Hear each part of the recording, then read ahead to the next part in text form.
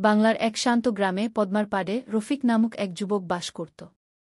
সে ছিল সাদামাটা, কর্মঠ এবং গ্রামের সাধারণ জীবনে সন্তুষ্ট ছিল। তার বাবা-মা তাকে ছোটবেলায় ছেড়ে চলে গিয়েছিল আর তাকে বড় করে তুলেছিল তার দাদি। দাদির কাছে সে অনেক কিছু শিখেছিল, কৃষি, নদী, প্রকৃতি এবং জীবনের সহজ সত্যগুলো। গ্রামের মানুষের কাছে রফিক ছিল এক শান্ত, সরল ছেলে যার মধ্যে গভীর মন এবং এক অদ্ভুত শান্তি ছিল। একদিন রফিক মাঠে কাজ শেষ করে নদীর পাড়ে হাঁটছিল। তার পছন্দ ছিল নদীটির কাছে বসে বিশ্রাম নেওয়া, কারণ সেখানে আসলে শান্তি পাওয়া যায়। তবে সেদিন কিছু আলাদা ঘটছিল। হঠাৎ নদীর ধারে এক মেয়ে বসে থাকতে দেখল, যিনি খুব মনোযোগ দিয়ে কিছু আঁকছিল। তার কালো চুল বাতাসে উড়ছিল, আর চোখে এক শান্তি ছিল যা রফিকের মনের মধ্যে এক ধরনের অদ্ভুত অনুভূতি জাগিয়ে দিল। সে মেয়েটিকে আগে কখনো দেখেনি, গ্রামে সে নতুন ছিল। রফিক অল্প একটু থেমে তার মনোযোগ হারিয়ে মেয়েটির দিকে এগিয়ে গেল। ম্যাম, আপনি কি আঁকছেন? এভাবে কথা বলল সে। মেয়েটি কিছুটা চমকে উঠে রফিকের দিকে তাকাল। তার চোখ গা দর্ক বাদামি, গভীর, যেন মাটির পরও গভীর কিছু অনুভব করা যায়। সে একটু হাসল, অল্প হাসি দিয়ে বলল, হ্যাঁ, আমি নদীটা আঁকছি। নদীর জল সারা দিন ধরে আলাদা রকম দেখায়, প্রতিদিন কিছু না কিছু নতুন থাকে গু। রফিক কিছু সময় চুপচাপ দাঁড়িয়ে রইল। নদী, মেয়েটি আর তাদের সংলাপ, এসবই যেন এক জাদু ছিল। রফিকের মনে তখন নানা চিন্তা চলছিল, কিন্তু মুখ দিয়ে সে কিছু বলছিল না।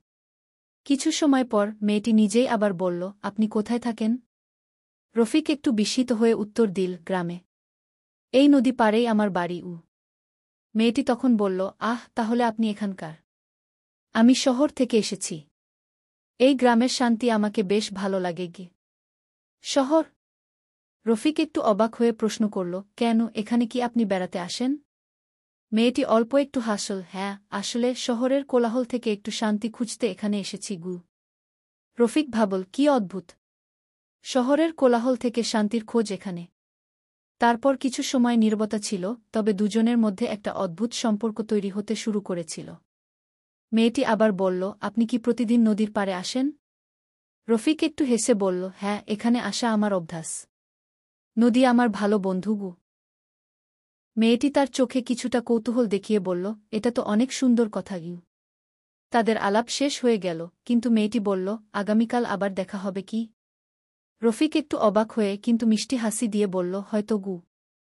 মেয়েটি হাসি দিয়ে চলে গেল। রফিক সেখানে দাঁড়িয়ে থাকল, তার মন যেন কোথাও হারিয়ে গিয়েছিল। আজকের দিনটি তার জীবনের অন্যতম বিশেষ দিন হয়ে থাকবে, সে জানত। দ্বিতীয় পর্ব, সম্পর্কের বেড়ে ওঠা। দিনগুলো দ্রুত চলে যাচ্ছিল, আর রফিক প্রতিদিন নদীর পাড়ে আসতে লাগল, যেন মেয়েটির জন্য অপেক্ষা করছিল। একদিন ঠিক যখন সূর্য ডুবে যাচ্ছিল, মেয়েটি আবার নদীর পাড়ে এসে উপস্থিত হল। আজ তার মুখে একটু চিন্তা ছিল, কিন্তু সেই চিন্তা রফিকের কাছে অজানা ছিল। তারা কিছুক্ষণ একে অপরের সাথে কথা বলল, নদী, প্রকৃতি আর জীবন নিয়ে। রফিক বুঝতে পারল যে তার মধ্যে এক নতুন অনুভূতি জন্ম নিয়েছে, যা সে আগে কখনো অনুভব করেনি। সে অনুভব করছিল তার জীবনে মেয়েটির মতো একজন মানুষ আসা কতটা গুরুত্বপূর্ণ। মেয়েটির মধ্যে এক ধরনের শান্তি এবং সৌন্দর্য ছিল, যা রফিককে গভীরভাবে স্পর্শ করছিল। মেয়েটিও তার অনুভূতির ব্যাপারে আরও স্পষ্ট হয়ে উঠেছিল।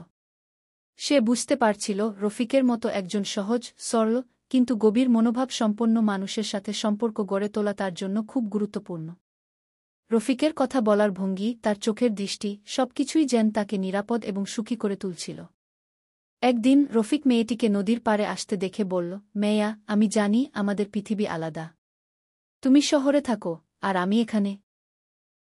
কিন্তু এই অনুভূতি কেন যেন আমি বাদ দিতে পারি না গে। মেয়েটি একটু চুপ করে থেকে বলল, রফিক, আমি জানি আমি তোমাকে ভালোবাসি। কিন্তু কি করতে হবে আমি জানি না গি। রফিক তার হাত ধরল, আমাদের জীবন ভিন্ন হলেও এই মুহূর্তটা আমরা একসাথে ভাগ করে নিতে পারি। কিছু মাস পরে মেয়েটির ফিরে যাওয়ার সময় এসেছিল। রফিক জানত তাদের মধ্যে দূরত্ব আসবে।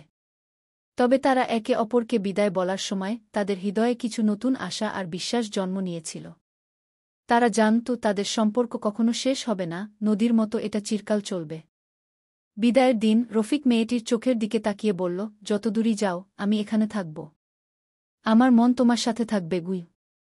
মেয়েটি একটু কাঁদতে কাঁদতে বলল, আমি তোমায় ভুলব না রফিক। এই নদী, এই গ্রামের শান্তি সবসময় আমার সাথে থাকবে কি? রফিক হালকা হাসি দিয়ে বলল, তবে তুমি জানো, আমারও এক জায়গায় তোমার জন্য অপেক্ষা থাকবে গু।